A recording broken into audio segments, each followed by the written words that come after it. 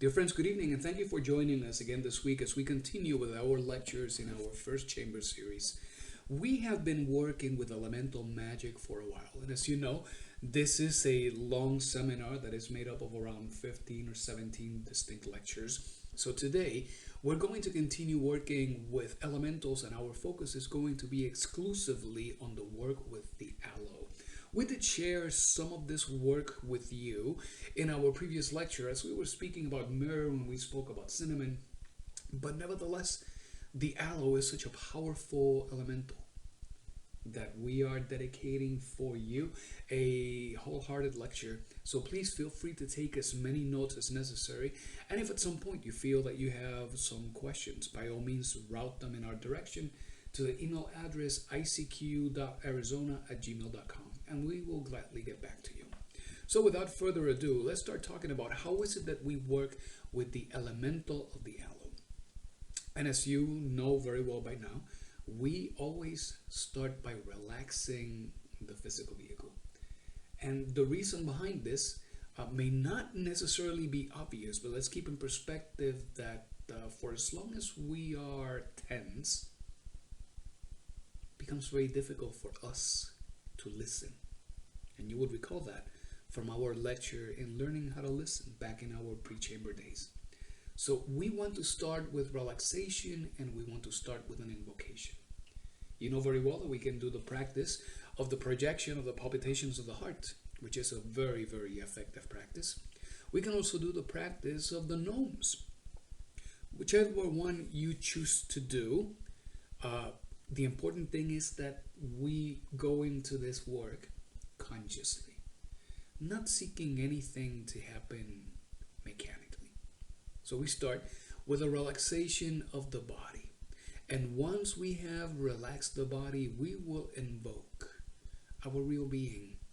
We will be invoking the Father of our Father, our Ancient of Days, our own Glorion. And to do that, we will be chanting the mantra Pander. Pander.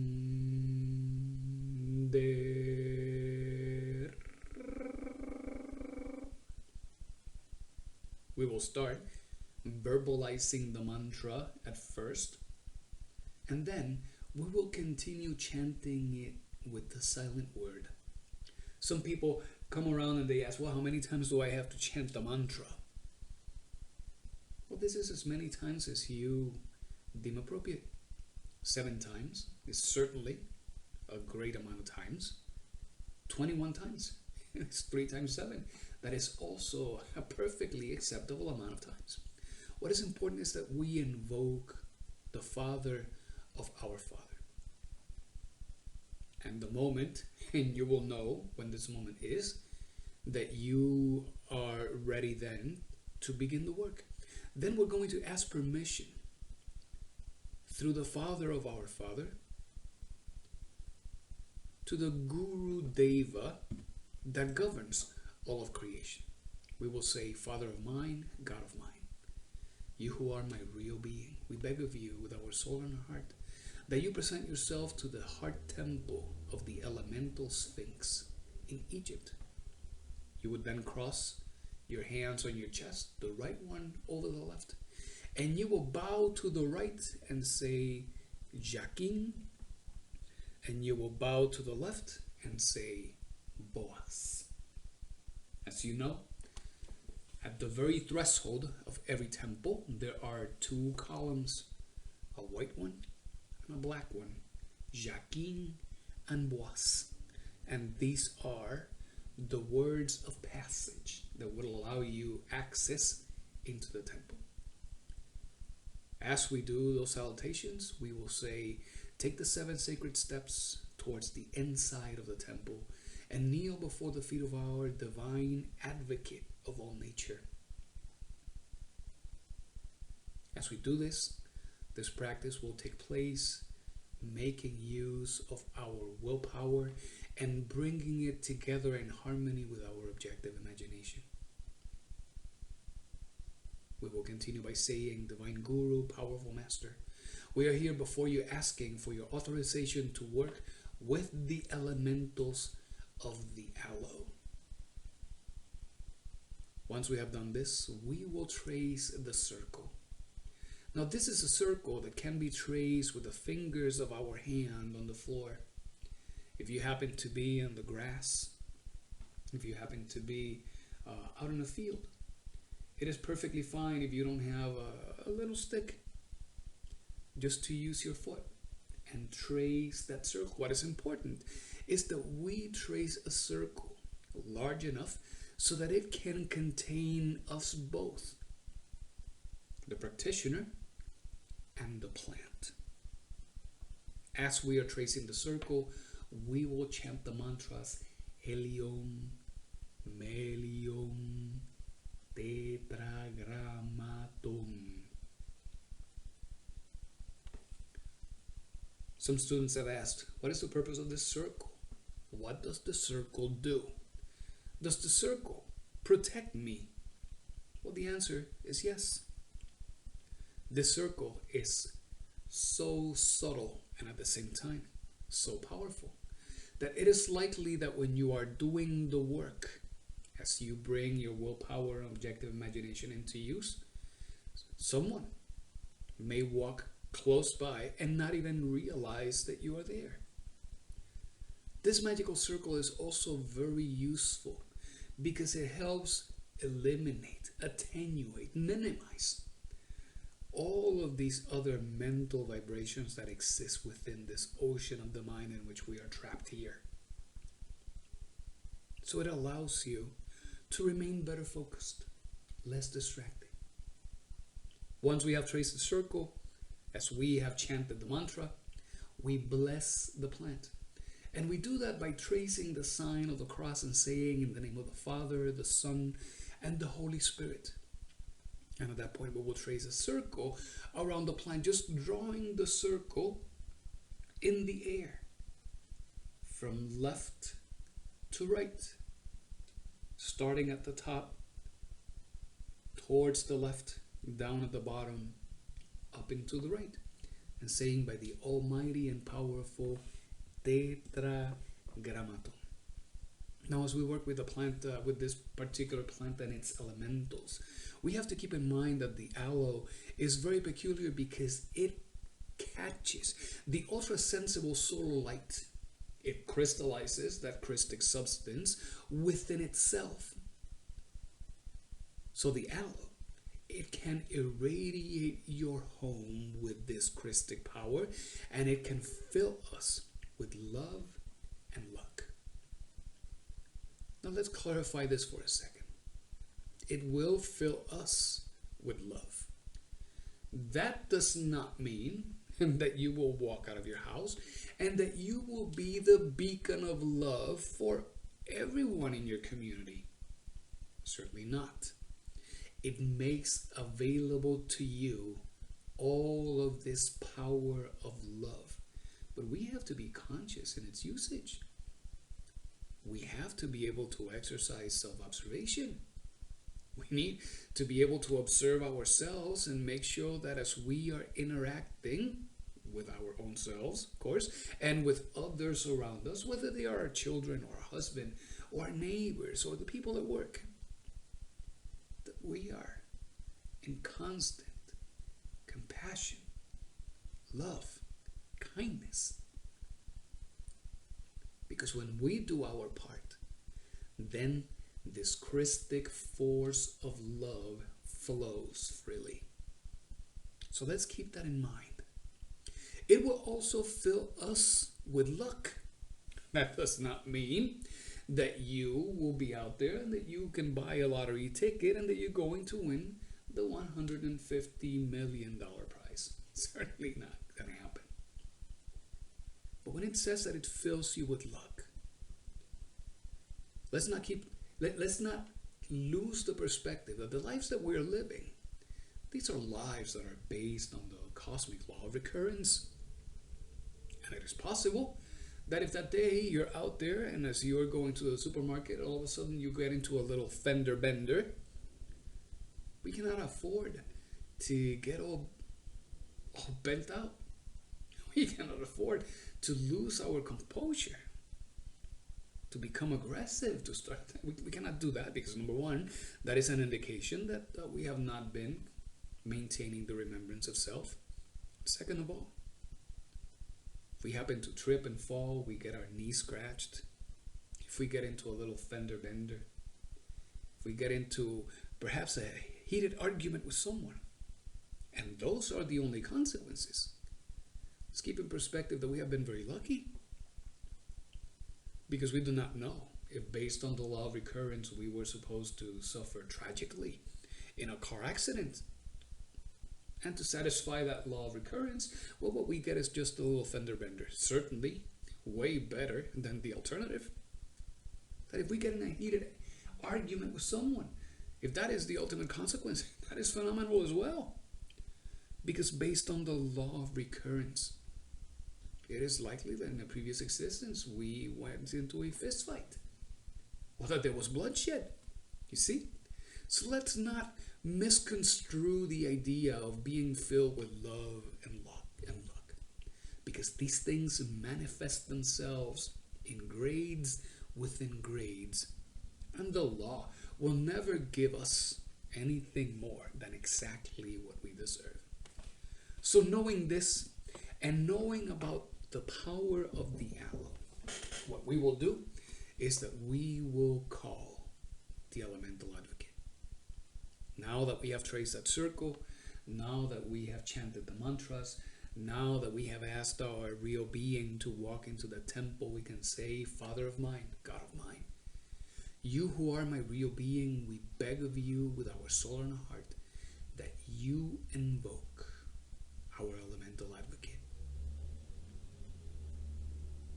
At this moment, because we do not perform this work in a way that is mechanical, bringing our willpower and our objective imagination in vibrant harmony, we observe. Blessed elemental advocate, perform the necessary rituals for the elemental of the aloe. Command the elemental of the aloe to bring our home light, wisdom, harmony, and luck.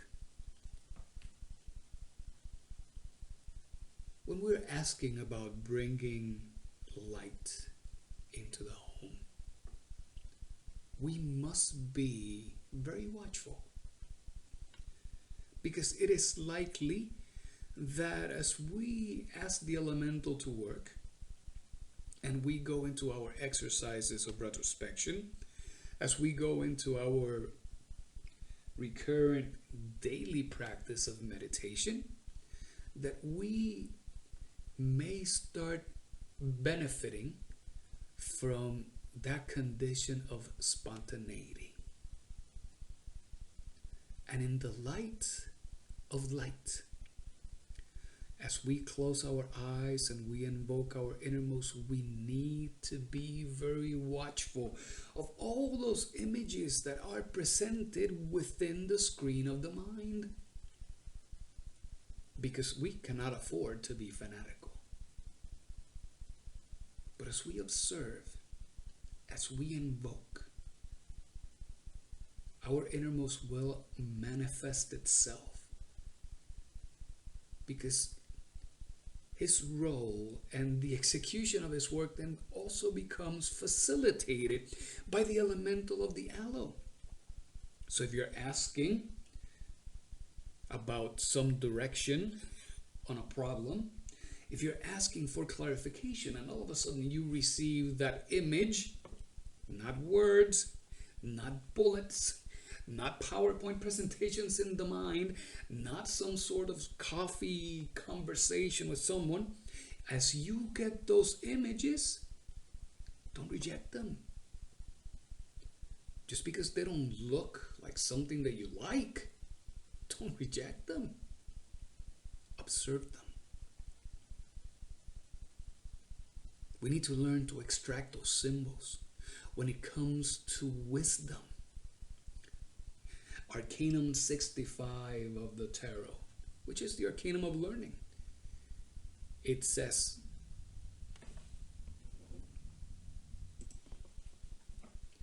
He who brings science brings pain day and night for his own good.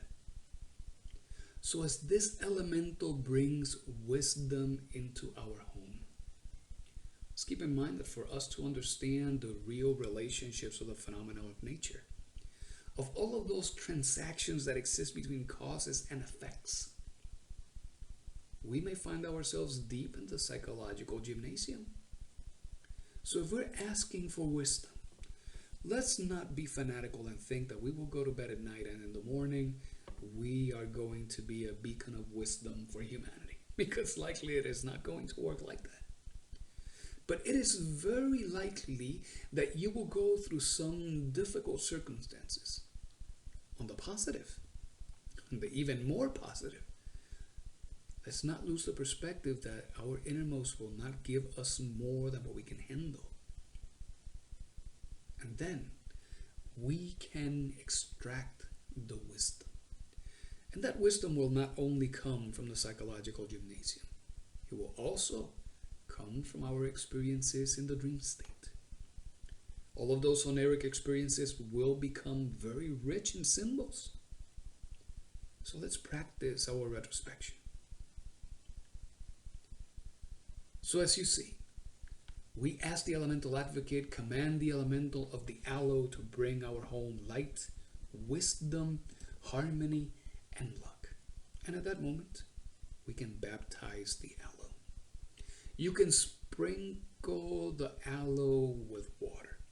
And we don't have to get utterly creative. The beauty here relies in the simplicity of the actions and in the love that we bring. That means, friend, you do not need to have a spray bottle. You do not need to have a fancy container of water. But on the other hand, please don't grab the garden hose and brutally spray the aloe.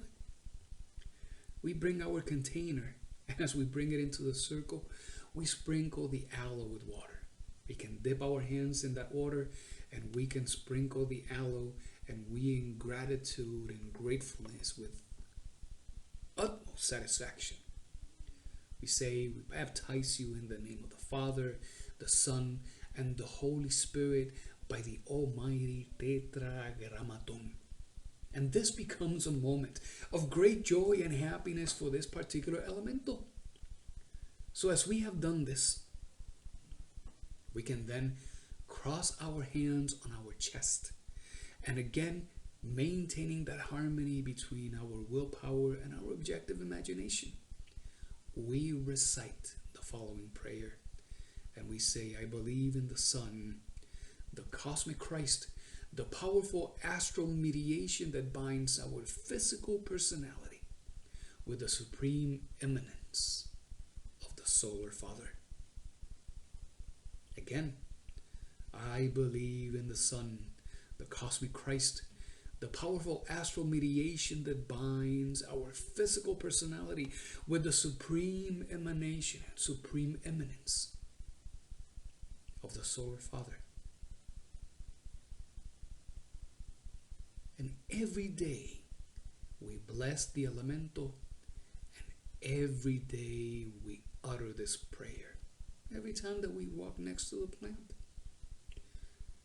Notice how little time it takes us and how beautiful this prayer is. So the next day and the day after and the day after, as you walk past the plant, which also becomes an exercise in self-remembrance, we cross our hands on our chest. We bless the plant in the name of the Father, the Son, and the Holy Spirit. We trace the circle by the almighty and powerful Tetragrammaton. And we say, I believe in the Son, the cosmic Christ, the powerful astral mediation that binds our physical personality with the supreme immanence of the Solar Father. And then we can go about with our day. But every day we bless the elemental. And every day we utter this prayer. So now that we know that that's what we're going to do, we make ourselves ready to unearth the plant. So we ask the elemental advocate to be in contact with the elemental of the aloe and to ask permission to remove her from its environment. Let's keep in mind that once we remove the aloe from its pot, it's not coming back to it. We remove the aloe from the pot, and we do that with infinite love. And we do it without creating any harm to the plant. So feel free to take as much time as you need. Dear friends, the elemental will be joyful, because we, through this exercise, are giving this powerful elemental the opportunity to bring harmony and thus to make progress in its own evolution, in its own development. And once we have done this, then we place the plant in a discrete location. It's very common to walk into a Gnostic home and see the aloes hanging. Some people, they hang them hanging from the ceiling, behind the main door of the house, in places where the aloe continues to receive the light of the sun. In other cases, they hang the aloe close to the main gate that gives access to the home. Wherever you choose to hang it, it is up to you. But as you do that, know that you should place the plant in a discrete location. And in a discrete location, because if the plant is plainly exposed, it is likely that your neighbors will see it. And not that there's anything wrong with that, but it will definitely invite conversations. Those conversations, they may happen with you. They also may happen on your back. It may trigger other types of conversations that could go from praise to gossip. We have no control over what people choose to use the power of their word for. So the key message here is that we are responsible. So we leave the plant in a discrete location. And then go ahead and offer a gift to the elemental. And what you can do is that the elemental of the aloe has a very strong affinity with the monads that are going through their evolutionary process, particularly when they reach their mastery level at being the metal of silver. So you can give the aloe a little gift of silver. It can be an earring. It can be a little bracelet. It can be a little chain. It can be a ring. If what you have is a spoon will do, because it is not the shape of the object what is important in this case. It is that interaction that the elemental within the metal of silver, all of those monads that will be sharing that body together with the elemental of the aloe, the work that they can do together. So you can hang an item of silver off the aloe. And if you need something to attach it, you can use a red piece of cloth or something red, particularly because red is the color of the highest spirituality. So once you have hanged that plant, we cross our arms on our chest and we command the elemental, using our willpower in harmony with our objective imagination, because we're still working through the elemental advocate. And we say, powerful elemental of the aloe, we command you in the name of the Christ, by the power of Christ, by the majesty of Christ, to work with intensity, bringing harmony, light, wisdom, luck, protection into our home. Elemental of the aloe, work with intensity and in accordance to the divine law, and never our will. And at that moment, we chant the mantra of the elemental of the aloe.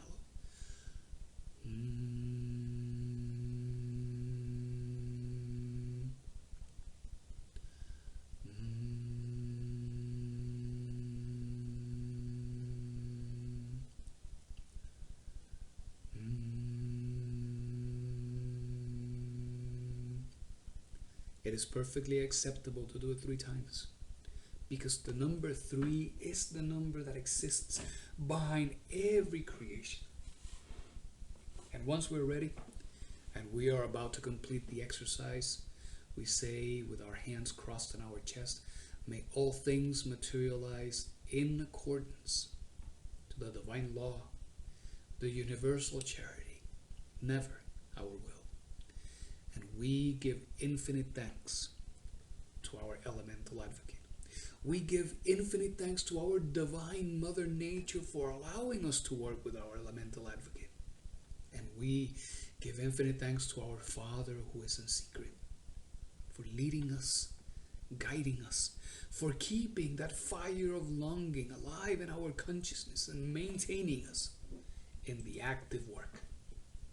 And friends, this is how we will work with the elemental of the aloe.